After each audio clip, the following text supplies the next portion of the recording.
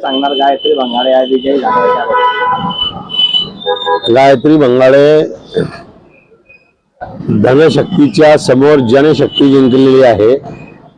एक गरीब घरची मुलगी जिंकलेली आहे। तिनं चांगल्या चांगल्या लोकांना धूळ चारलेली आहे आणि जनतेने सुद्धा सामान्य जनता आणि सामान्य जे नागरिक असतात हे कोणाला तख्तावर बसवायचं, कोणाला मोठं करायचं आणि कोणाला आडवं करायचं, पाळायचं ते जनतेच्या हातात असतं। कोणी राजा नसतो, जनता ही राजा असते।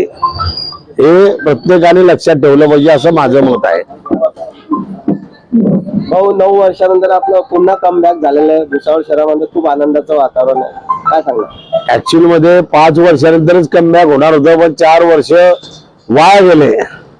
लक्षात, लोक 4 वर्षापासून वाट पाहत होते या संधीची आणि लोकांना संधी मिळाली। लोकांनी त्या संधीचं सोनं केलं।